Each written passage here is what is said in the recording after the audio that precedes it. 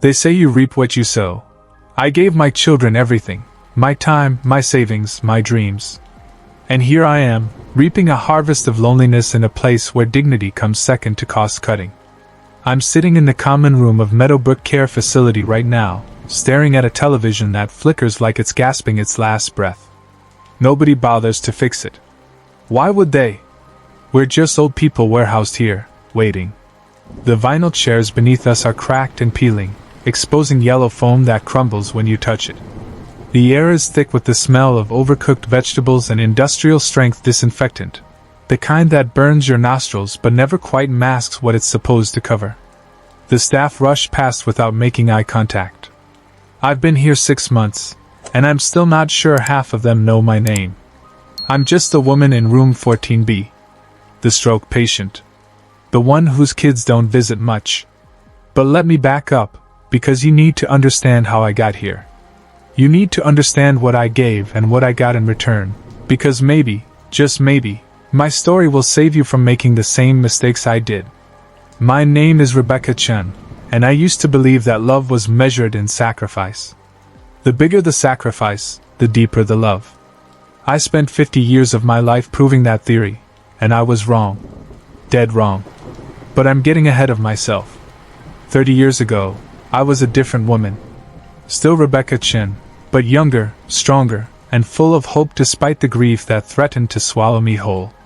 My husband, David, had just died, a heart attack at 42, no warning, just gone, and I was left with 2 children, Sarah and Michael, ages 8 and 6. I remember standing at his funeral, holding their small hands, thinking that I had to be enough for all 3 of us now. I had to be mother and father, provider and protector. I had to fill the hole David left behind, and I was determined to do it. So I worked. God, how I worked. I took a job as a receptionist at a dental office during the day, answering phones, scheduling appointments, and smiling at patients even when I wanted to scream from exhaustion. But that wasn't enough to cover the mortgage, the car payment, the groceries, and the endless needs of growing children. So I picked up weekend shifts at Romano's, a family restaurant downtown, where I served pasta and smiled for tips. I'd come home smelling like garlic and marinara sauce, my feet swollen, my back aching, and I'd help Sarah with her homework while Michael practiced his spelling words. I'd fall into bed at midnight and wake up at 5:30 to do it all over again. I never remarried. Oh, there were opportunities. A kind accountant named Richard who asked me to dinner more than once, a divorce teacher at Michael's school who seemed genuinely interested. But I always said no. Not because I didn't want companionship, but because I'd convinced myself that my children needed all of me. Every ounce of energy, every moment of attention, every dollar I could scrape together. They'd already lost their father. I couldn't let them feel like they'd lost their mother too, even partially. That's what I told myself, anyway. That's what I believed. The years rolled by in a blur of parent-teacher conferences and soccer practices and dance recitals. I drove the same beat-up Honda Civic for 15 years because new cars were for people who didn't have college funds to build. I bought my clothes at discount stores and stretched every grocery dollar until it screamed. I never took a vacation, not a real one anyway. A weekend camping trip here and there, sure, but nothing that cost real money. Nothing extravagant. Everything I earned, everything I saved, went into 2 places, keeping us afloat today and building a modest nest egg for tomorrow. I had a retirement account, nothing fancy, just what I could squirrel away, and a separate savings account for emergencies. By the time Sarah graduated from college, I'd managed to save about $60,000 beyond my retirement fund. It wasn't much, but it was mine. My security blanket. My independence. And then the wedding started. Sarah got engaged first 5 years ago. She was 35, marrying a corporate attorney named Brad, and she was radiant with happiness. I was thrilled for her, genuinely thrilled. She deserved every bit of joy after working so hard to build her career. But then came the planning, and with it came the expectations. Sarah wanted the country club venue, the one with the crystal chandeliers and the view of the lake. She wanted the designer wedding dress from the boutique downtown, the one that cost more than my first car. She wanted a destination bachelorette party in Napa Valley for her bridesmaids. She wanted, and wanted, and wanted. I remember the day she showed me the budget. We were sitting at my kitchen table, the same table where I'd helped her with homework all those years ago, and she slid the spreadsheet across to me. $45,000. I felt my chest tighten. That was 3/4 of my emergency savings. That was my safety net. But when I looked up at Sarah's face, glowing with excitement, planning the day she dreamed about since she was a little girl, what could I say? Brad's family was contributing $20,000. Sarah and Brad were putting in $15,000 themselves. But that left a gap, and Sarah looked at me with those eyes, the same eyes that had looked up at me at David's funeral, and said, "Mom, I know it's a lot to ask, but this is my one special day. Could you help us? Please?" What kind of mother says no to that? What kind of mother puts her own security above her daughter's happiness? So I said yes. I transferred the money, watched my savings account dwindle, and told myself it was worth it. This was what mothers did. This was love in action. The wedding was beautiful, I'll give Sarah that. The venue sparkled like something out of a fairy tale. Sarah's dress fit like it was painted on her, and she looked like a princess walking down the aisle. During the reception, after a few glasses of champagne, she found me at my table and wrapped me in a tight hug. "Thank you, Mom," she whispered in my ear. "Thank you for everything. For always being there, for making this possible. I promise, Brad and I will take care of you. Always. You'll never have to worry." I believed her. Why wouldn't I? She was my daughter. My Sarah. Then, 2 years later, Michael got engaged. He was 33, marrying a woman named Jessica whose family had money, real money, the kind that came with a vacation home and country club memberships and expectations. Michael called me one evening, his voice tight with stress. "Mom, Jessica's parents are planning this massive wedding. I can't let my side look cheap in comparison. I need to match what they're doing, and Jess and we've got student loans and a mortgage in." He didn't finish the sentence. He didn't have to. The budget for Michael's wedding came in at $52,000. The venue was waterfront, the flowers imported, and the band a local favorite that cost more per hour than I used to make in a week. I did the math in my head while Michael explained all the details, and my stomach dropped. I had maybe $15,000 left in savings after Sarah's wedding, and my retirement account had about $70,000 in it. I was 67 years old. I'd planned to retire at 70, maybe sooner if my health held up. I needed that money. But Michael was my baby. My son. And when he said, "Mom, I hate to ask, but you helped Sarah, and I just want things to be fair," what was I supposed to do? Tell him no? Tell him his sister mattered more? Create resentment that would poison our family? So I liquidated part of my retirement account, paid the early withdrawal penalties, and transferred the money to Michael. I kept telling myself I'd be fine. I'd work a few more years. I'd rebuild. I was healthy and strong. I had time. Michael's wedding was even more extravagant than Sarah's. The ceremony was at sunset on the waterfront, with white chairs arranged in perfect rows and rose petals scattered down the aisle. The reception had a 7-piece band, an open bar that never seemed to close, and a dinner menu that offered 3 different entree choices. During the toasts, Michael stood up with Jessica beside him, both of them glowing with happiness and champagne, and he raised his glass in my direction. "To my incredible mother," he said, his voice carrying across the reception hall, "who has sacrificed everything to give us the lives we have. Mom, I promise you, Jessica and I will make sure you're taken care of. You've earned your rest, and when that time comes, we'll be there for you. I swear it." Everyone applauded. I wiped away tears, thinking they were tears of joy. They were partly. But they were also tears of fear, because deep down, in a place I didn't want to acknowledge, I was terrified. My savings were gone. Most of my retirement fund was gone. I was 69 years old with maybe $12,000 to my name, and a small Social Security check coming when I hit 70. I'd gambled everything on the promise that my children would remember, that they'd be grateful, and that love worked both ways. I kept working, running a small bookkeeping business from my home office. Nothing fancy, just helping local small businesses balance their accounts and file their taxes. It kept me busy and brought in enough to cover my bills. I told myself I'd do this for a few more years, rebuild a little cushion, and then I'd figure out what retirement looked like on a shoestring budget. I was managing. I was fine. And then, 6 months ago, everything changed.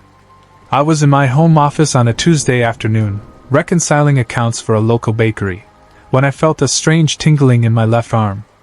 I tried to shake it off, thinking maybe I'd been sitting in one position too long, but then the tingling became numbness, and the numbness spread up into my shoulder and across my chest. I tried to stand up, but my left leg wouldn't cooperate.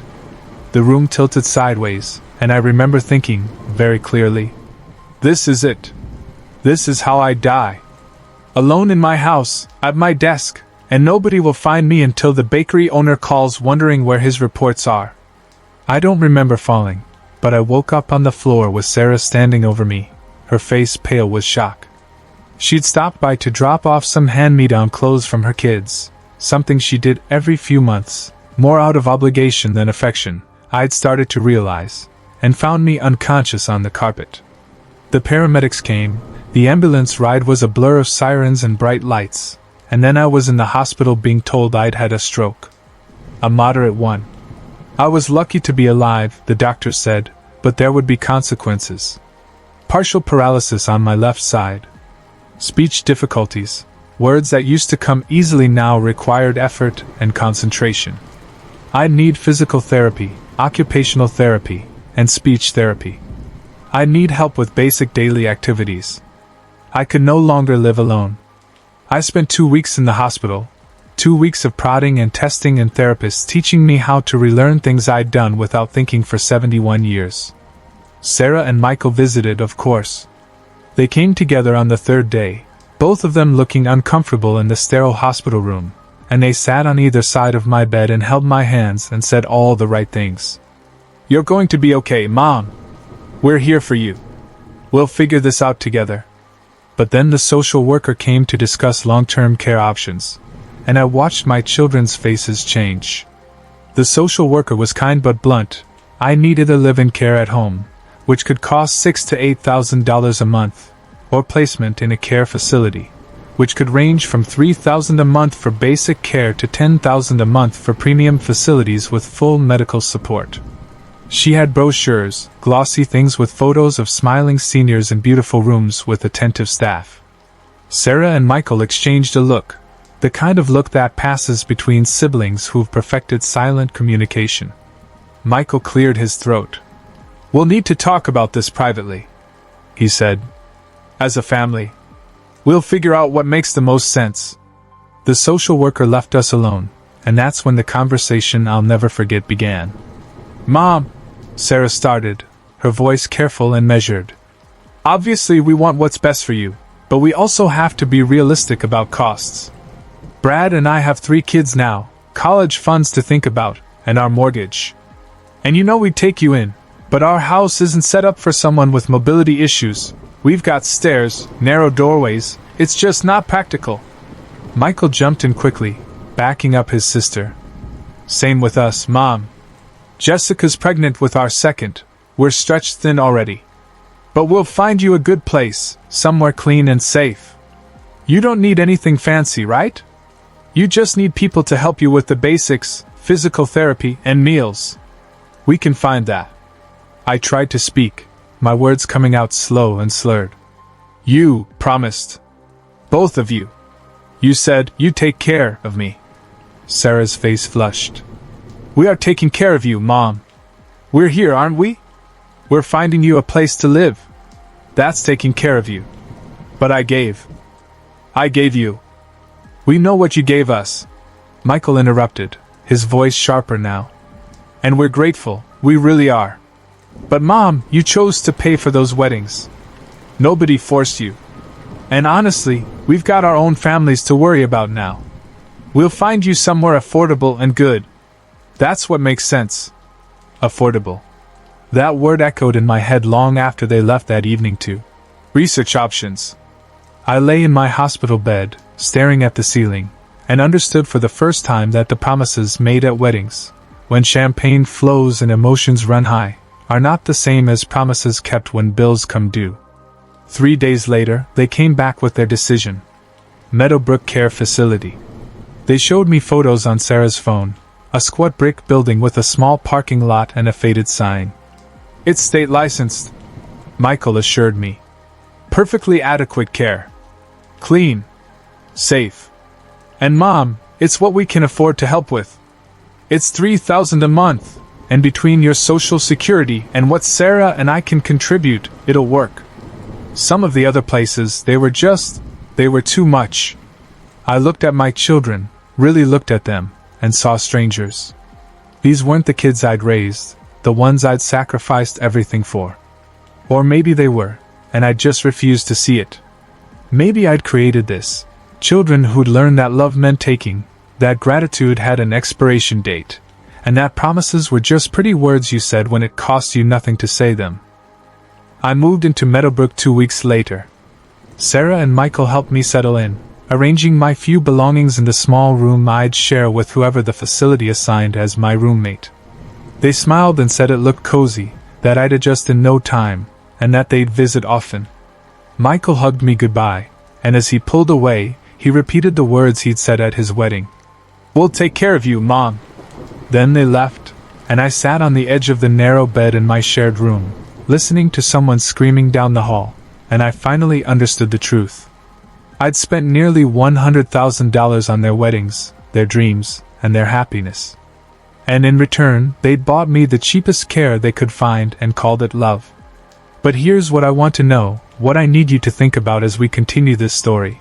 When did we start teaching our children that sacrifice only flows in one direction? When did we decide that being a good parent means giving everything, even our dignity, even our future? And more importantly, if you're sitting there right now, planning to do the same thing I did, convinced that your love will be remembered and returned, what makes you so sure your story will end any differently than mine? The first month at Meadowbrook, I did something I'm not proud of. I lied to myself, and I lied to everyone around me. My roommate was a woman named Betty who had advanced dementia. She didn't know her own name most days, and at night she'd wake up screaming for someone called Harold, her husband, I eventually learned, who'd been dead for 15 years. The staff would come in, sometimes, if they weren't too busy with their other 30 patients. They'd give Betty something to calm her down, their voices sharp with exhaustion rather than compassion, and then they'd leave us in the dark again. I'd lie there in my narrow bed, listening to Betty's breathing settle into an uneasy rhythm, and I'd make excuses. Sarah's busy with the kids. Michael's got a demanding job. They mean well. They'll visit more often once they adjust to the new routine. This is temporary.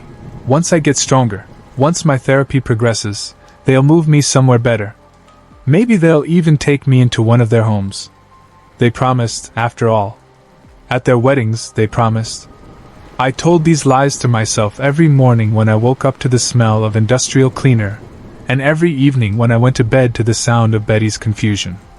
And when the other residents asked me about my family during mealtimes in the dingy cafeteria, sitting at wobbly tables with trays of something that was supposed to be meatloaf but tasted like salted cardboard, I'd smile my lopsided, post-stroke smile and say, "Oh, they're wonderful.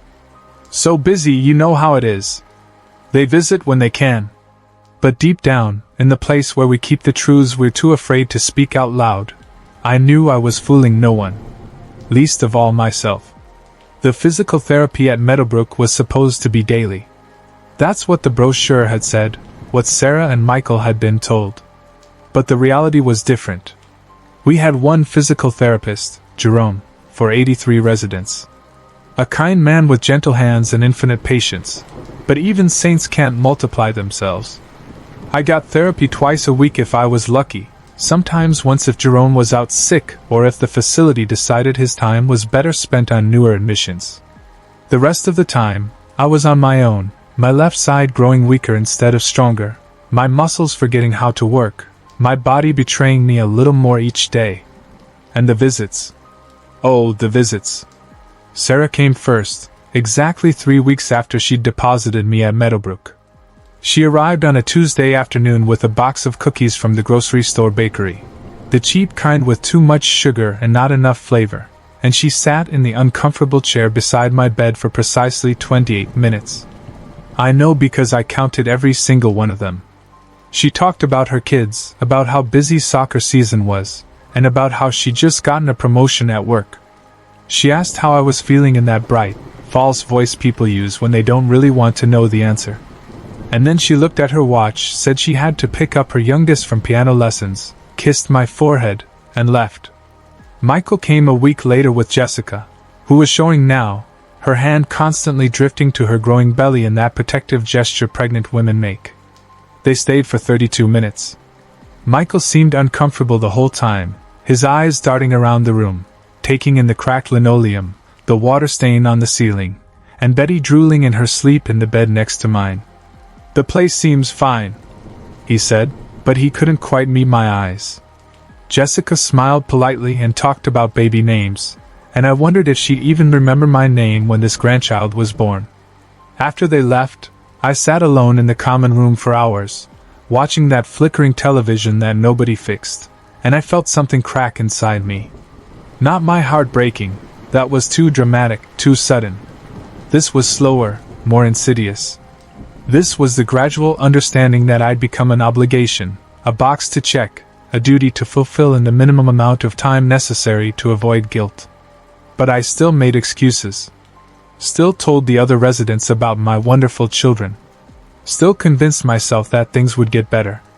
Then I got a new roommate, and everything changed. Her name was Dorothy Martinez, and she rolled into our shared room on a Wednesday afternoon with the force of a small hurricane. She was 68 years old, sharp as a knife, with steel gray hair cut short, and eyes that saw right through every lie you'd ever told yourself. Where Betty had been silent except for her nighttime screaming, Dorothy talked. Where Betty had been lost in the fog of her own mind, Dorothy was brutally, painfully present. "So," she said to me within an hour of moving in, after the orderlies had left, and we were alone. "What's your story? Let me guess. Kids put you here because it was cheap and they could sleep at night telling themselves they'd done their duty?" I bristled immediately, defensively. "My children are very caring. They visit regularly. They're just busy with their own families." Dorothy laughed, but there was no humor in it. "Sure they do. How often? Once a month? Twice if you're lucky? And they stay for what, half an hour? 45 minutes tops?" She saw my face and nodded. "Thought so. Same pattern, different family. Let me tell you something, Rebecca, that's your name, right? Rebecca, I'm a retired attorney. I spent 40 years reading people, seeing through their bullshit, and parsing the truth from the pretty lies we tell ourselves. And you, honey, are drowning in those lies. You don't know anything about me," I said, my words still coming out slow and slurred from the stroke. "You don't know my children. I know you're in here, aren't you? In Meadowbrook, where the carpet smells like mildew and the nurses are so overworked they barely remember to give you your medications on time. I know you've got kids who could afford better but chose not to. That tells me everything I need to know." She wheeled herself closer to me, her eyes boring into mine. "Want to know my story? My son was a financial advisor. I trusted him with my retirement savings, all of it. $250,000. He embezzled every cent, gambled it away, and then disappeared. I had to sell my house to pay the legal fees trying to get it back. Ended up with nothing. So now I'm here, and my son is God knows where, probably ruining someone else's life. At least I'm honest about it. At least I don't pretend he's coming to rescue me." I wanted to argue with her. I wanted to defend Sarah and Michael, to explain how they'd promised, how they'd cried at their weddings when they told me they'd always take care of me. But something in Dorothy's eyes stopped me. Maybe it was recognition. Maybe it was the fact that she was offering me something nobody else had in weeks. The truth, unvarnished and ugly and real. They paid for their weddings. I heard myself say, the words spilling out before I could stop them. nearly $100,000. Everything I had. And they promised. Of course they did. Dorothy said, her voice softer now. They all promise. In the moment, they even mean it. But promises are easy when they're theoretical. When you're young and healthy and retirement seems like something that happens to other people. It's keeping those promises that's hard. It's actually sacrificing their comfort for yours the way you sacrificed yours for theirs. Most of them can't do it. Most of them won't. And just like that, the dam broke. I told her everything. About David dying and leaving me alone with 2 young children. About working 2 jobs for years until my body ached in ways that never fully healed. About skipping vacations and driving broken-down cars and saying no to Richard and the teacher and any chance at my own happiness because I thought that's what good mothers did. About Sarah's country club wedding and Michael's waterfront ceremony and the way my savings account had bled out until there was nothing left but their promises. About the stroke in the hospital and the look on their faces when the social worker mentioned costs. About Meadowbrook and the twice-weekly physical therapy and the 28-minute visits. Dorothy listened without interrupting, and when I finally finished, exhausted and crying, she handed me a tissue from her nightstand and said, "Okay. So now you know the truth. The question is, what are you going to do about it?" "What can I do?" I said. "I'm stuck here. I have $127 in my bank account and a Social Security check that barely covers my co-pays. I can't walk properly. I can't even speak properly. What am I supposed to do?" "Well," Dorothy said, settling back in her wheelchair, "you have 2 choices as I see it. You can die here, slowly, making excuses for them until your last breath. Or you can get angry and find a way to take your life back. But first, you have to stop lying to yourself. You have to stop defending them when they don't deserve defending." Over the next few weeks, Dorothy became my truth teller, my conscience, and my unwanted but necessary mirror. Every time I started to make excuses, when Sarah's monthly visit was 10 minutes shorter than the last one, when Michael called to say he couldn't make it this week because of work, Dorothy would give me that look. That lawyer look that said, "I see through your bullshit, and you should too." And slowly, painfully, I started to see it. I started to notice the patterns. The way Sarah would glance at her phone constantly during visits, as if she were counting down the minutes until she could leave. The way Michael never quite looked at me directly, his eyes always sliding away to something else, the wall, the window, his own hands. The way either of them ever asked what I needed, how I was really doing, whether the physical therapy was helping, or if I was scared or lonely or desperate for something more than this existence of flickering televisions and overcooked vegetables and nighttime screaming. Dorothy also introduced me to 2 other residents who became our unlikely circle, Robert and Chin.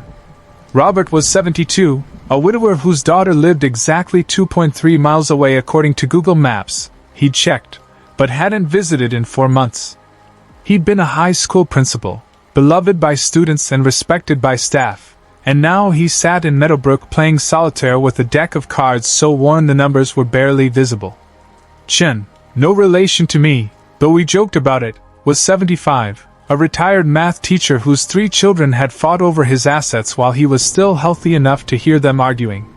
They'd placed him in Meadowbrook and then promptly forgot about him, too busy dividing up what he'd left behind to remember the man who'd earned it. The 4 of us started sitting together in the common room, and instead of pretending everything was fine, we told the truth. We talked about the broken promises and the cheap facilities and the children who'd taken everything and given back the bare minimum. We talked about feeling invisible, disposable, and warehoused. And in that talking, in that honesty, I found something I hadn't expected: community. Real community. Not the fake kind where everyone smiles and lies and pretends, but the raw, honest kind where people see your wounds and don't look away. But the truth was still eating at me. Every day, every hour, I felt it gnawing at my insides like something hungry and relentless. The question Dorothy had asked kept echoing in my mind: what was I going to do about it? Then came Thanksgiving, and everything crystallized into sharp, painful focus. The invitation came from Michael. A text message, actually, not even a phone call. "Mom, we'd love to have you for Thanksgiving dinner at our place. Can arrange transport if you need it. Let us know." I stared at that message for 10 minutes, reading between the lines. Can arrange transport if you need it, meaning they weren't going to pick me up themselves. But still, it was an invitation. My first invitation in 4 months. My first chance to be part of my family again, to sit at a table with my children and grandchildren, to feel like I belonged somewhere other than Meadowbrook. I said yes immediately. Dorothy saw me typing the response and shook her head. "You're setting yourself up for disappointment," she warned. "You know that, right?" "Maybe," I said. "But they're my children. And it's Thanksgiving. Families are supposed to be together on Thanksgiving." "Supposed to be," Dorothy echoed. "Those are dangerous words, Rebecca." The facility arranged for a volunteer driver to take me to Michael's house on Thanksgiving Day.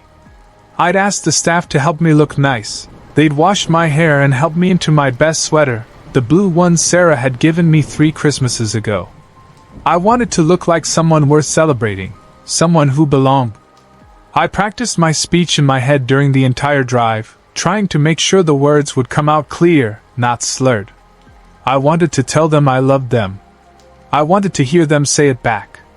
I wanted desperately to believe that this invitation meant things were changing, that we were going back to being a real family.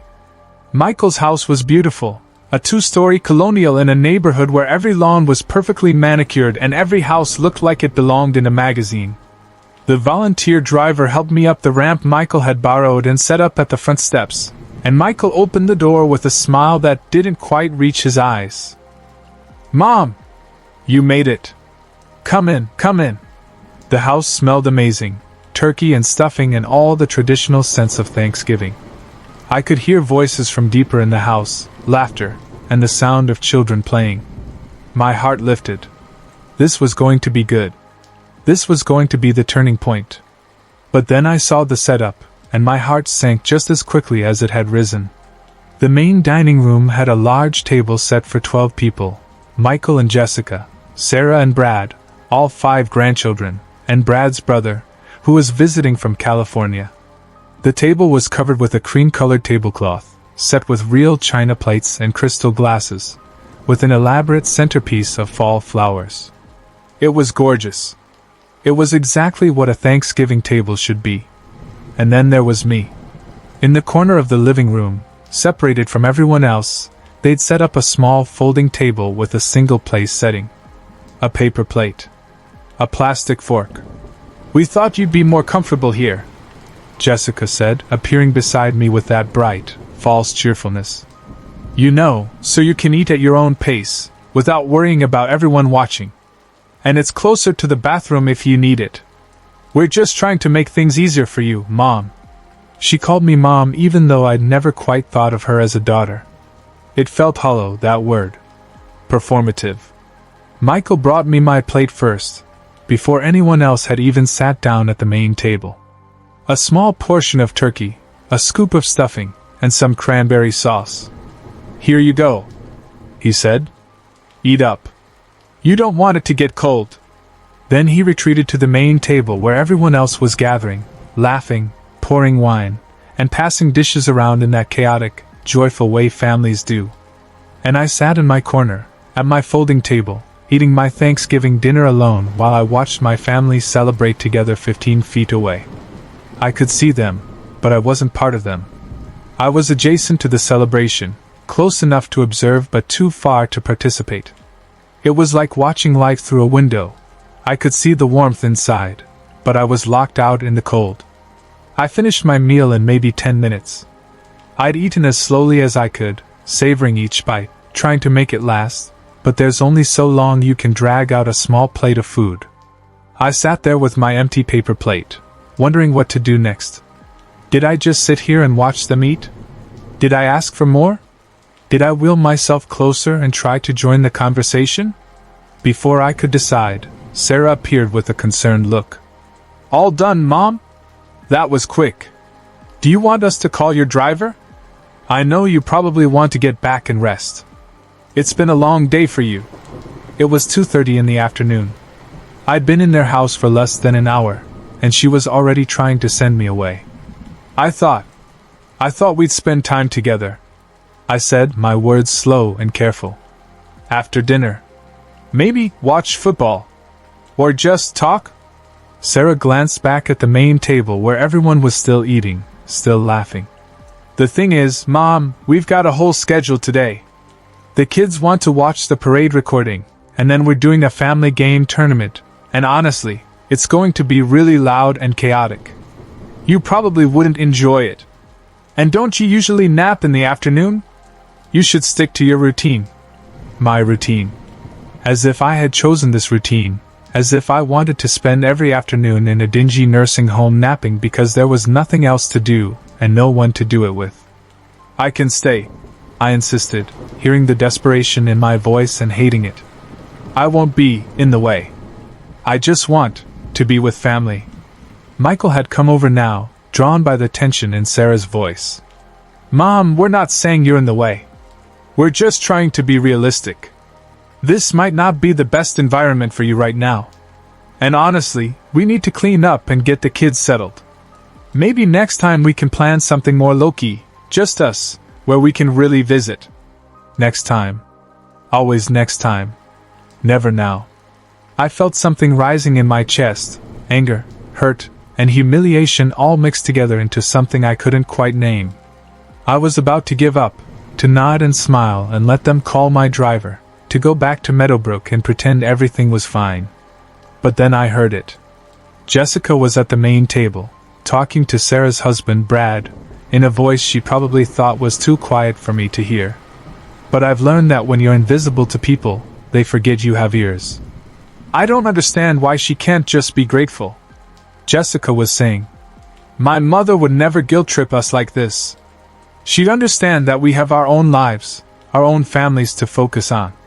Rebecca just seems so needy lately. Needy. That word hit me like a physical blow. I'd given them everything, my youth, my money, my future, and asking to spend Thanksgiving afternoon with my own family made me needy.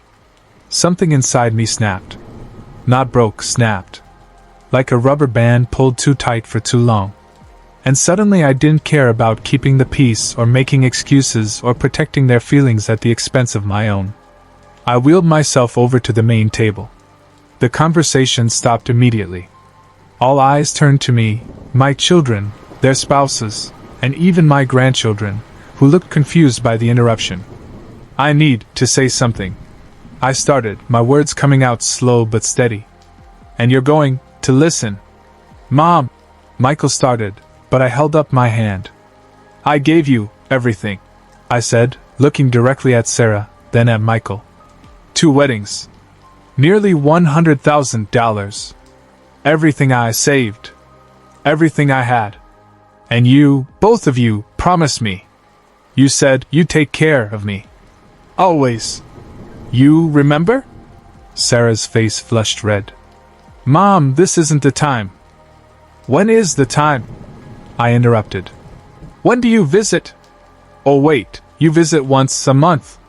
For 30 minutes. When else should I say this? That's not fair, Michael said, his voice defensive. We've been busy. We've got kids, jobs, responsibilities.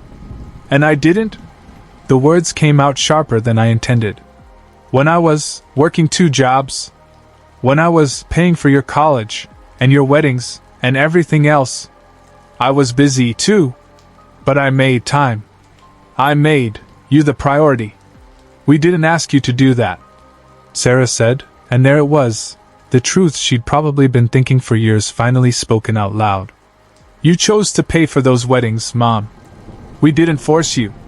And honestly, you seem fine where you are. Meadowbrook is clean, it's safe, you're getting care. The cheapest care you could find, I said. You put me in the cheapest place, because you couldn't be bothered to spend on me what I spent on you. Jessica stood up now, her face tight with anger. This is incredibly inappropriate, Rebecca. We've opened our home to you on Thanksgiving, and you're attacking us? Making us feel guilty for trying to live our own lives? Do you even love me? I asked, looking at my children. Really? Because I don't feel loved. I feel warehoused. I feel like an obligation. Like something you have to deal with in the minimum time necessary. The silence that followed was deafening. My grandchildren were staring at their plates. Brad had his hand on Sarah's shoulder. Jessica's lips were pressed into a thin line. And my children, my babies, the ones I'd sacrificed everything for, looked at me with something that might have been guilt but looked more like irritation. Finally, Michael spoke. We visit, don't we? We call. We make sure your bills are paid. What more do you want from us? And there it was. The question that revealed everything. What more did I want? I wanted what I'd given them. Unconditional love, tireless sacrifice, and the certainty that they mattered more than anything else in the world. But they couldn't give that. Or wouldn't. Or had never learned how because I'd never taught them that love was supposed to flow both ways. Nothing, I said quietly. I don't want anything more. Not from you. I wheeled myself to the door and called the volunteer driver myself from my cell phone. I waited outside on Michael's perfect porch in the November cold rather than spend another second in that house watching my family celebrate without me. When the driver arrived 20 minutes later, Michael came out to see me off, but he didn't apologize. He didn't beg me to stay. He just said, "Drive safe." As if I were the one behind the wheel. The drive back to Meadowbrook was silent. The driver sensed I didn't want to talk, thank God. I stared out the window at the houses we passed, at families visible through lit windows, and I wondered how many of them were playing out similar dramas behind closed doors. How many elderly parents were learning the same painful lesson I was learning, that the love you give isn't always the love you get back. When I got back to my room, Dorothy took one look at my face and wheeled herself closer.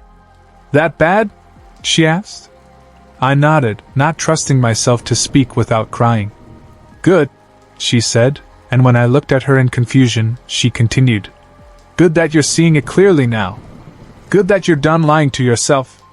Now the real question, Rebecca, what are you going to do about it? Are you going to spend the rest of your days in this place waiting for them to become the children you wish they were? Or are you going to figure out who you actually are when you're not being someone's mother? I sat with that question for a long time. Who was I when I wasn't being Sarah and Michael's mother? I honestly didn't know. I'd spent 50 years defining myself by that role, and now that they'd essentially fired me from it, I was adrift. I was Rebecca Chin, 71 years old, partially paralyzed, broke, alone, and forgotten by the children I'd given everything to. That was my identity now. That was what I'd bought with my $100,000 and my decades of sacrifice. Unless I chose something different. Dorothy, I said finally. Before all of this, before David died and I had to become everything to everyone, I wanted to write. Dorothy's eyebrows rose. Write? Like books? Stories, I said. Short stories, maybe a novel. I was good at it. In college, my professor said I had talent. But then, life happened. Marriage and kids, and jobs and bills, and there was never time. Never money for something so impractical. And now? Dorothy asked. Now I have all the time in the world, I said bitterly. And nothing to lose. So write it, Dorothy said simply. Write your story. The truth of it. All the sacrifice and the broken promises and the cheap nursing home.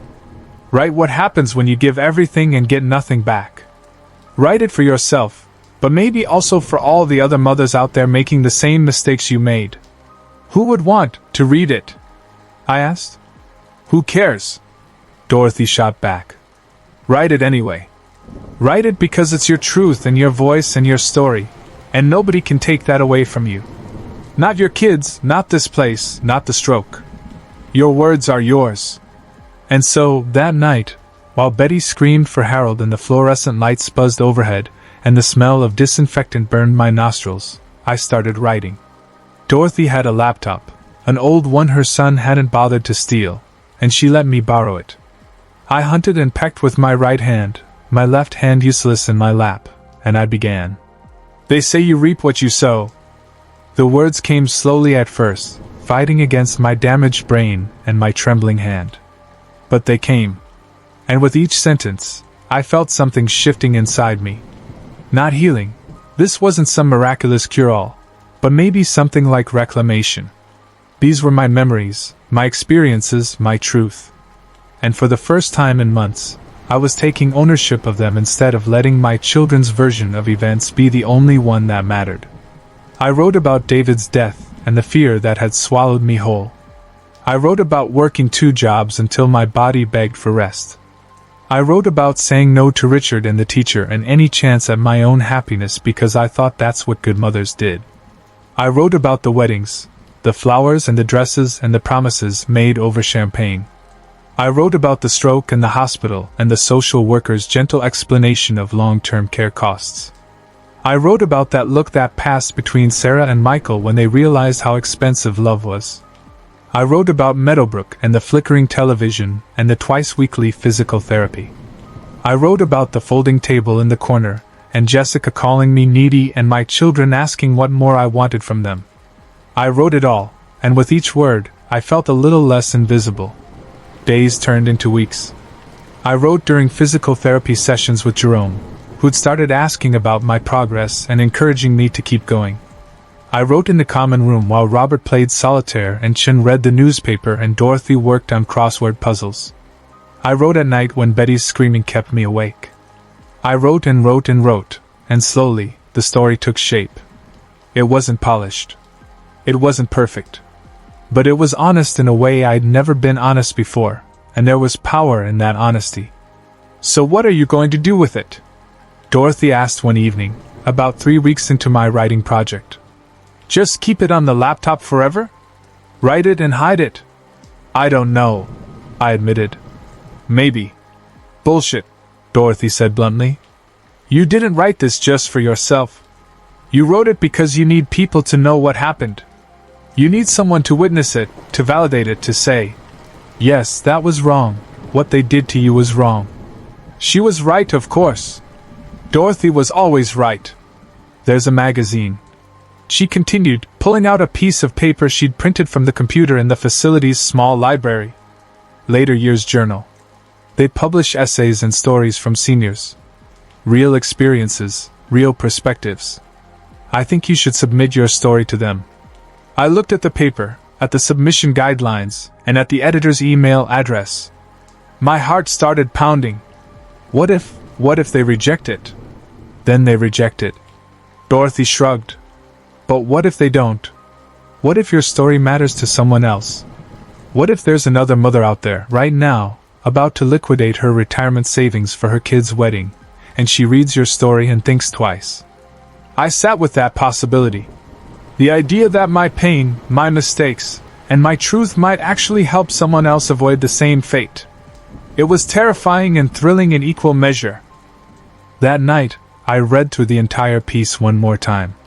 I fixed the typos I could find, I smoothed out the roughest passages, and then, before I could talk myself out of it, I copied it into an email, attached it as a document, and hit send. Dear editor, I'd written, I'm a 71-year-old woman in a nursing home, and this is my story. I don't know if it's what you're looking for, but it's the truth. And maybe the truth is worth something. Sincerely, Rebecca Chin. Then I waited. And waiting, in a place like Meadowbrook where every day is exactly the same, is its own special kind of torture. I checked my email obsessively, once in the morning, once after lunch, and once before bed. Dorothy told me I was being ridiculous, that these things took time, and that editors probably got hundreds of submissions. But I couldn't help it. That email, that story, that piece of my truth floating somewhere in the digital ether, it felt like the most important thing I'd ever done. 2 weeks passed. Then 3. I started to think Dorothy was right, that it had been rejected or deleted or simply ignored. I tried to tell myself it didn't matter, that the act of writing it had been enough, but I knew I was lying again. It did matter. It mattered desperately. And then, on a Tuesday afternoon, while I was in the common room half watching a game show with the volume too loud, Dorothy wheeled over with my borrowed laptop and a look on her face I'd never seen before. She was smiling. Really smiling. "Check your email," she said. "Now." My hand shook as I opened the laptop. There, in my inbox, was a message from later year's journal. "Dear Ms. Chen, thank you for sharing your story with us. We found it deeply moving and painfully relevant. We would very much like to publish it in our next issue. Additionally, if you're comfortable with it, we'd like to feature it on our website and social media channels. We believe your voice needs to be heard. Please let us know if you're interested." I read the email 3 times before I could fully process it. They wanted to publish it. They thought my voice needed to be heard. After 50 years of silence, of putting everyone else's needs first, of making myself smaller so my children could be bigger, someone thought my voice mattered. "They're offering $500, I said, my voice shaking. "For the story." Dorothy laughed. "Rebecca, forget the money. Though $500 is nice. Think about what this means. Your story is going out into the world. People are going to read it. People are going to know what happened to you. Sarah and Michael." I started. "What about them?" Dorothy challenged. "Are you going to let them silence you one more time? Are you going to protect them from the consequences of their own actions?" And I realized, in that moment, that I had a choice. I could say no, keep my story private, and protect my children from embarrassment, or anger, or having to confront what they'd done. I could stay silent like I'd stayed silent my whole life, swallowing my pain so they could stay comfortable. Or I could tell the truth, and let the chips fall where they may. My finger hovered over the reply button for what felt like hours but was probably only seconds. And then I typed, "Yes. I'm interested. Please publish my story." I hit send before I could change my mind. And as I sat there in that dingy common room with the too loud television and the smell of overcooked vegetables and my best friend Dorothy beside me, I asked myself something I want you to think about too. When did we decide that protecting our children from discomfort was more important than honoring our own truth? When did we agree that family loyalty meant suffering in silence? And here's the real question. If speaking your truth costs you your relationship with your children, was it ever really a relationship worth having? The essay went live on a Monday morning, and by Monday afternoon, my phone wouldn't stop buzzing. I was in physical therapy with Jerome when it started. That persistent vibration in my pocket that meant notifications were flooding in faster than I could check them. Jerome noticed my distraction and paused mid-exercise. "Everything okay, Rebecca?" he asked, and I nodded even though I had no idea if everything was okay or if I'd just made the biggest mistake of my life. Later Years Journal had posted my story on their website with a simple headline. "I paid for their weddings, then they put me in the cheap nursing home. One mother's story of sacrifice and abandonment." They'd included a photo I'd sent them, me in my wheelchair, looking directly at the camera with an expression that was equal parts sadness and defiance. Nothing glamorous. Nothing filtered. Just the truth of what 71 years and a stroke and abandonment look like. When I finally opened my phone back in my room, I had 63 notifications. 63. Comments on the article, shares on social media, messages from strangers, and my heart sank. 3 missed calls from Sarah and 2 from Michael. No voicemails. Just the calls, hanging there like accusations. Dorothy wheeled over, curious about my frozen expression. "Is it bad?" she asked. "I don't know yet," I said honestly. "People are reading it. A lot of people." The comments on the article were overwhelming. Some were from other seniors sharing similar stories, thanking me for putting into words what they'd been afraid to say. "This is exactly what happened to me," one woman wrote. "My daughter has 5 bedrooms but put me in a place with mold in the bathroom. Thank you for speaking up." Another person wrote, "I'm crying reading this because I'm watching my mother make the same mistakes. She's about to drain her retirement from my sister's wedding, and I begged her not to do it. I'm sending her this article." But there were also comments from adult children, and those were harder to read. Some were defensive. "Maybe your kids did the best they could. Not everyone can afford expensive care. Others were cruel. Sounds like you're playing the victim. You chose to pay for those weddings. And if you were thoughtful, even remorseful. This hit me hard. I haven't visited my dad in 6 weeks because I've been too busy. I'm calling him today. Thank you for the wake-up call. I sat there reading comment after comment, watching my story ripple out into the world, touching people I'd never meet, sparking conversations in families I'd never know. It was terrifying and exhilarating and surreal all at once. For 50 years, I'd been invisible, my voice swallowed by my role as mother and provider and self-sacrificing martyr. And now, suddenly, people were listening. But the question that kept nagging at me, the one I couldn't escape, was this: what would happen when my children saw it? Not if, when. Because they would see it. In our hyper-connected world where everything spreads like wildfire, there was no way Sarah and Michael wouldn't find out that their mother had aired the family's dirty laundry for the world to see. I didn't have to wait long for the answer. Sarah called again that evening, and this time I answered. The moment I heard her voice, I knew. She'd seen it. And she was furious. "How could you?" were the first words out of her mouth. Not hello, not mom, just those 3 words, sharp as knives. "How could you do this to us? Do you have any idea what you've done?" I took a breath, steadying myself. "I told the truth," I said slowly. "That's all. Just the truth." "The truth?" Sarah's voice rose to a pitch I'd rarely heard from her. "You humiliated us. Everyone we know has seen this. Brad's colleagues, my book club, the parents at the kids' school, everyone is talking about it. They're looking at us like we're monsters. You've made us out to be these terrible, ungrateful children when we've done nothing but try to help you. You put me in the cheapest place you could find," I said quietly. "After I spent nearly 100,000 on your weddings. That's not helping. That's warehousing. We did what we could afford." Sarah shot back. "We have our own families, our own expenses.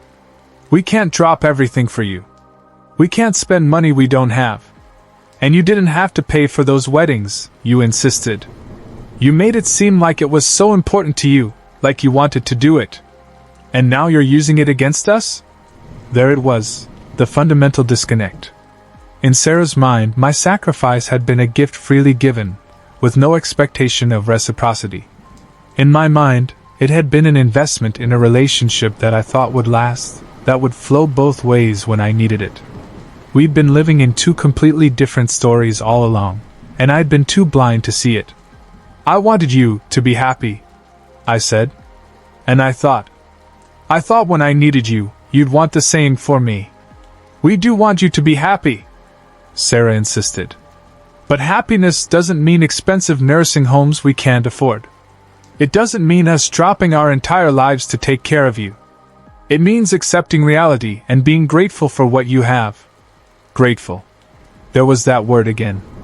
I was supposed to be grateful for the bare minimum, for the cracked vinyl chairs and the flickering television and the twice-weekly physical therapy and the 30-minute monthly visits.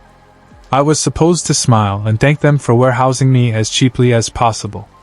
"You promised," I said, and I heard my voice break. "At your weddings, both of you, you promised you'd take care of me. And we are." Sarah's exasperation was palpable.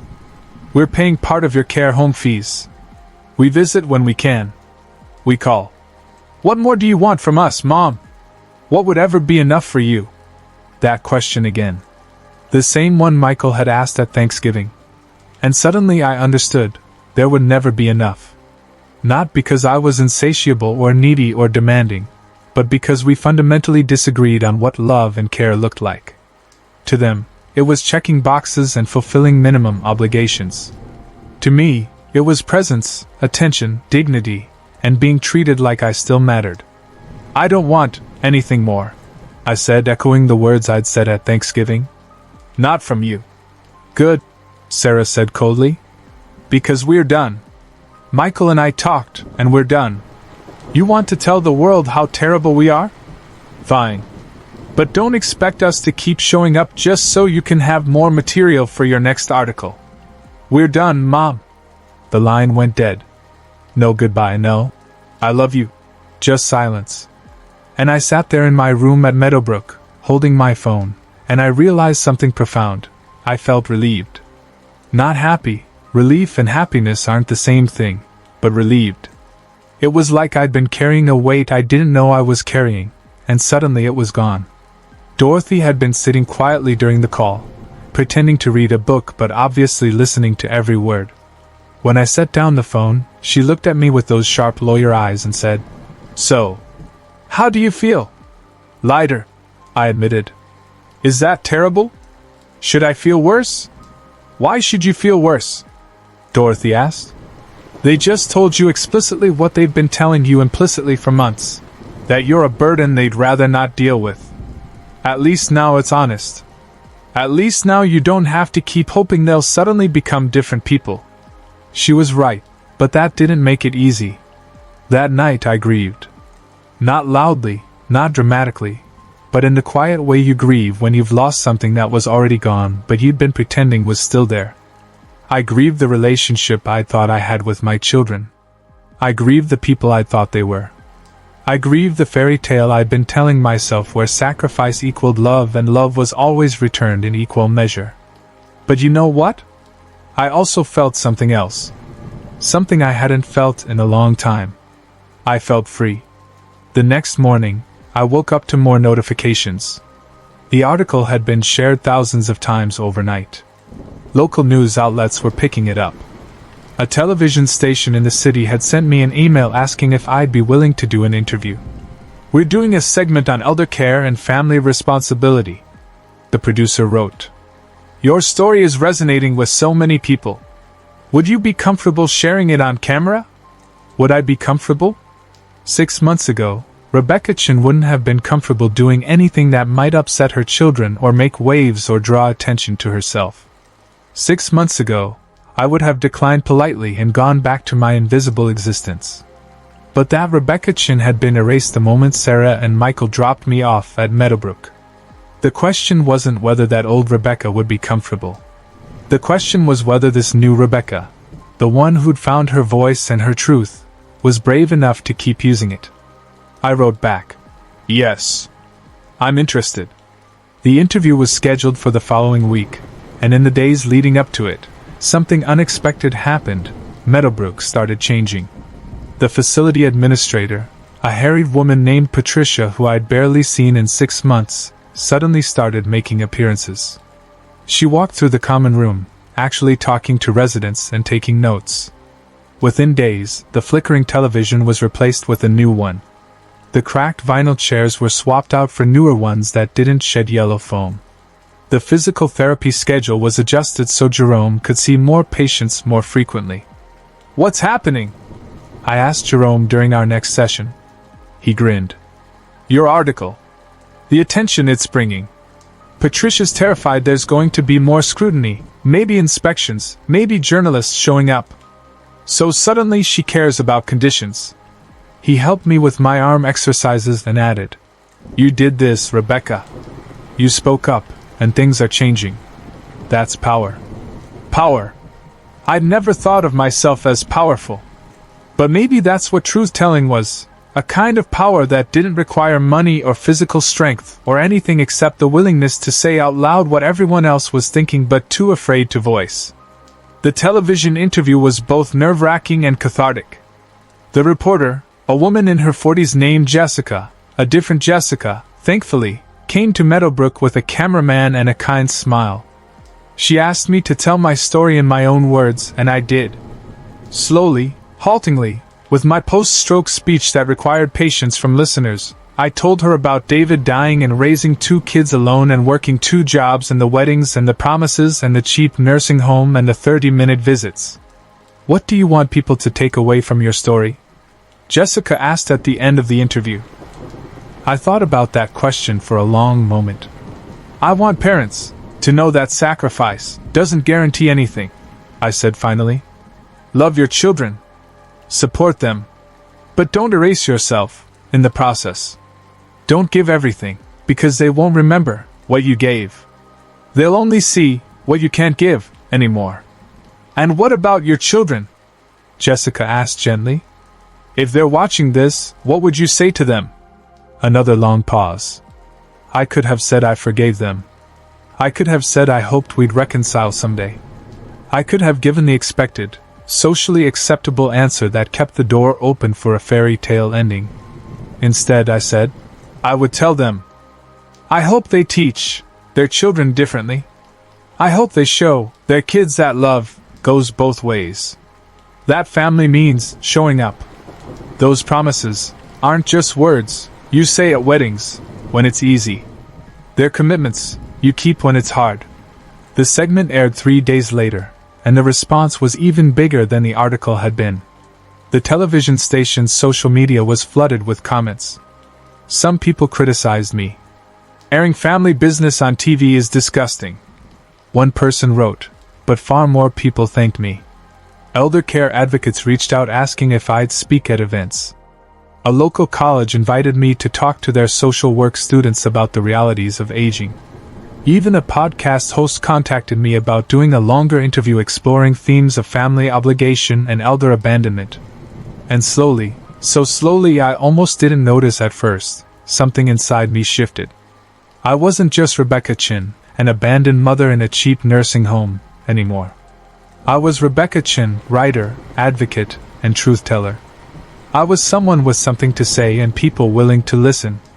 The speaking opportunities started small. A Zoom call with a caregiver support group, a virtual presentation to nursing home reform advocates. I'd sit in the facility's small library with a borrowed laptop, sharing my story, answering questions, and listening to other people's stories that echoed my own in heartbreaking ways. And each time I spoke, I felt a little more solid, a little more real, and a little more like a whole person instead of just someone's discarded mother. The modest payments for these appearances added up. Not enough to move to a luxury facility, but enough for small comforts I'd been without. I bought myself a new wheelchair, one that actually fit properly and didn't squeak with every rotation. I subscribed to streaming services so I could watch movies and shows I chose instead of whatever was on the common room TV. I bought books, real books that I'd been wanting to read for years. And I donated to a fund that helped low-income seniors pay for better care facilities, because I knew not everyone could write their way to small improvements. But more than the money, more than the improvements to Meadowbrook, more than any of the external changes, what mattered most was the internal transformation. I started writing more, short essays about aging, about dignity, and about the difference between being old and being obsolete. I wrote about Dorothy and Robert and Chin, my found family in this place where blood family had abandoned us. I wrote about Jerome and his patient hands teaching me to use my body again.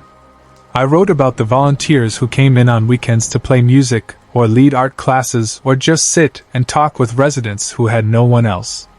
I wrote about discovering who I was when I wasn't defined by motherhood. And that discovery was both painful and liberating in ways I'd never anticipated. Later Years Journal published 2 more of my essays. Other publications reached out.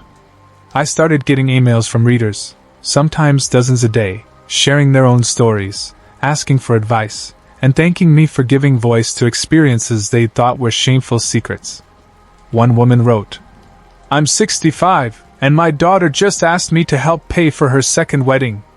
I was going to do it even though it would wipe out my emergency fund. But I read your story, and I said no for the first time in my life. Thank you for giving me permission to choose myself. Permission to choose myself. What a concept. I'd spent 7 decades never giving myself that permission, always putting everyone else first, and look where it had gotten me. About 3 months after the essay was first published, I received a letter in the mail. Not an email, an actual letter, handwritten on nice stationery. The return address said it was from Sarah. I stared at that envelope for 2 full days before I opened it. Dorothy kept asking if I was going to read it, and I kept saying, later, because I wasn't sure I was ready to know what it said. Part of me hoped it was an apology, a recognition of what they'd done, and a request to rebuild our relationship on more honest terms. Part of me feared it was more anger, more accusations, and more ways I'd failed to be the perfect, grateful, undemanding mother they wanted me to be. Finally, on the third day, I opened it. "Dear Mom," it began, and I almost laughed at the formality of it. "I've been doing a lot of thinking since your article came out. Brad and I have been in therapy, actually, dealing with a lot of things, and your name comes up a lot. My therapist asked me to write you this letter, not because she thinks we need to reconcile, but because she thinks I need to process my feelings." I kept reading, my hands shaking slightly. "I'm angry at you for humiliating us publicly. I'm embarrassed that everyone I know has read about our private family business. But I'm also, and this is hard to admit, I'm also forced to look at things I've been avoiding looking at. Brad's been pointing out ways I treat you differently than I treat his mom, and I've been defensive about it, but deep down I know he's right. I don't visit you as often. I don't call as much. I don't think about your needs the way I should." Progress, I thought. This was progress. But then came the next paragraph. "But Mom, I also don't think you're being fair. You act like we abandoned you, but we didn't. We got you into a care facility when you couldn't live alone. We pay toward your expenses. We visit when we can. Maybe it's not as often as you want, but we're doing our best. And I think you need to take some responsibility too. You chose to pay for those weddings. You chose to work 2 jobs instead of dating or remarrying. You chose to make your whole life about us. We didn't ask for that kind of sacrifice, and it's not fair to blame us for choices you made." There it was. The fundamental disagreement would probably never be resolved. In Sarah's mind, my choices absolved her of any obligation. In my mind, my choices, made out of love, should have meant something, should have been honored. The letter continued. "My therapist says that parents and adult children often have different expectations, and that's where a lot of conflict comes from. She says we both need to grieve the relationship we wish we had and accept the one we actually have. I don't know if I can do that yet. I don't know if we'll ever get back to a place where we're comfortable with each other. But I wanted you to know I'm trying to understand. I'm trying to see your side even though I still think you were wrong to go public with all of this." The letter ended with, "Take care of yourself, Sarah." And nothing more. No. Love. No. Your daughter. Just her name and empty space. I read it 3 times, and with each reading, I felt the same strange mix of disappointment and acceptance. She was trying in her way. She was acknowledging some things, even if she couldn't fully own them. But she was also still defending herself, still insisting that the bare minimum was all anyone could expect, still unwilling to truly examine the gap between what she'd promised and what she'd delivered.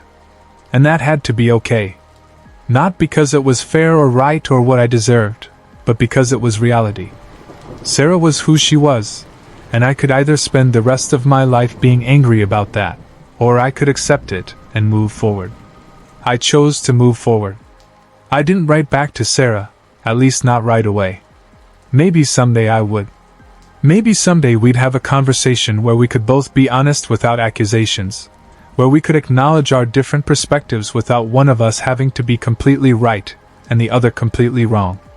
But that day wasn't today, and I was okay with that. Michael never wrote. He never called after that first angry day. And in some ways, his silence was easier to deal with than Sarah's attempt at communication. With Michael, there was no ambiguity, no false hope. He'd made his choice, and I'd made mine, and we were both living with the consequences. 6 months after the essay was published, Later Years Journal asked if I'd be willing to write a follow-up piece. "Readers want to know what happened next," the editor explained. "Did your relationship with your children change? Did conditions at the facility improve? Did speaking your truth change your life?" I thought about it for a week before I said yes. And when I sat down to write that follow-up, I realized something profound. My story didn't have a fairy tale ending, but it had a real one. And sometimes real endings are better than fairy tales because they're honest and sustainable and built on truth rather than fantasy. I wrote about the broken relationship with Sarah and Michael. I wrote about Sarah's letter and my decision not to respond yet. I wrote about the improvements at Meadowbrook, and how speaking up had created change not just for me but for everyone in the facility. I wrote about discovering writing and advocacy and a sense of purpose beyond motherhood. I wrote about Dorothy and Robert and Chen and the community we built from our shared experiences of abandonment and survival. And I wrote this. People keep asking if I regret speaking up, if I wish I'd stayed silent to preserve my relationship with my children. The answer is no. Because the relationship I was trying to preserve was based on lies. My lie that I was fine with crumbs when I was starving for a meal, and their lie that 30 minutes a month was adequate attention for the woman who'd given them everything. Real relationships can't be built on lies. They're built on truth, even when that truth is uncomfortable. Even when that truth costs you something. The follow-up essay was published on a Tuesday, and by Wednesday, it had been shared even more widely than the first one. This time, the conversation shifted slightly. People weren't just talking about elder care and family obligation. They were talking about the courage it takes to tell the truth, the price of authenticity, and the choice between comfortable lies and uncomfortable honesty. And somewhere in all of that conversation, I became something I'd never been before. I became an example. Not a perfect example, not a cautionary tale, but a real example of what it looks like to reclaim your voice after decades of silence. To choose dignity over denial. To accept reality instead of chasing fantasy. More opportunities came. A book publisher reached out about expanding my essays into a memoir. A documentary filmmaker wanted to include my story in a project about elder care in America. Universities invited me to speak to gerontology students. Advocacy groups asked me to testify before state committees considering nursing home reform legislation. I said yes to the things that felt right and no to the things that didn't, and in learning to say no, I learned another valuable lesson. Boundaries are a form of self-respect. For 70 years, I'd said yes to everything my children asked because I thought that's what love looked like. But real love, love that sustains rather than depletes, requires boundaries. It requires saying, I can do this but not that. Or, I can help you but not at the expense of my own well-being. I wish I'd learned that lesson 50 years ago. But learning it at 71 was better than never learning it at all. Now let me bring you to today. It's been a year since I moved into Meadowbrook. I'm still here. I can't afford anywhere else, and honestly, after all the attention my story brought, conditions here are actually decent now. Patricia hired more staff. Jerome has helped with physical therapy. The food improved. There are activities and entertainment and volunteers who bring joy instead of just showing up to check boxes. My left side has improved significantly thanks to consistent therapy. I can walk short distances with a cane now. My speech is clearer, though I still have to think carefully about words sometimes. Physically, I'm stronger than I was 6 months ago, and that strength feels like a metaphor for everything else that's changed. I'm working on that memoir. It's slow going, but it's going. And I'm continuing to speak and write and advocate for better elder care, for more honest conversations about family obligation, and for the radical idea that aging doesn't mean you stop being a whole person with needs and desires and dignity. Dorothy is still my best friend, still challenging me, still refusing to let me slip back into comfortable lies.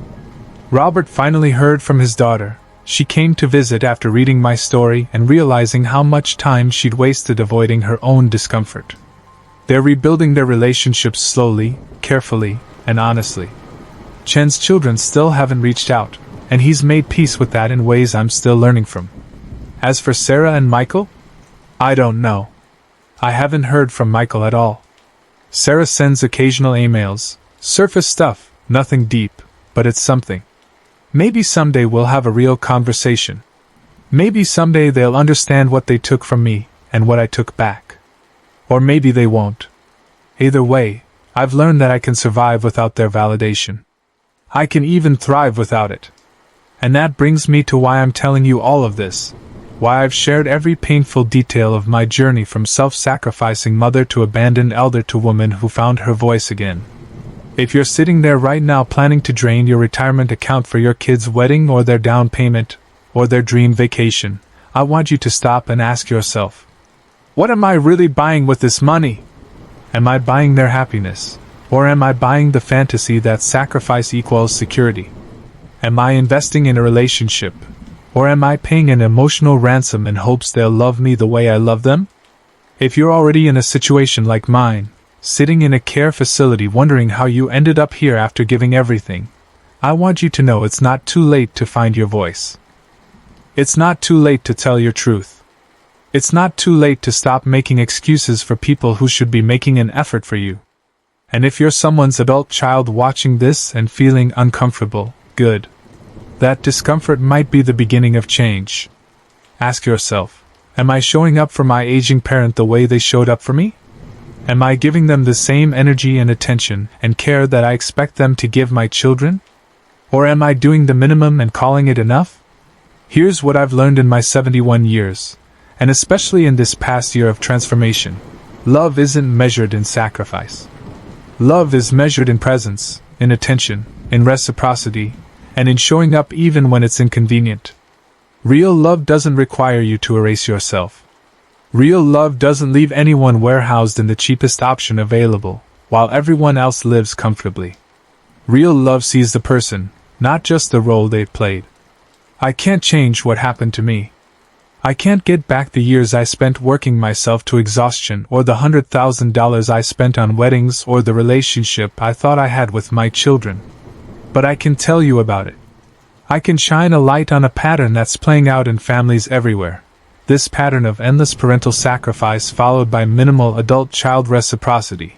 And I can say clearly, it doesn't have to be this way.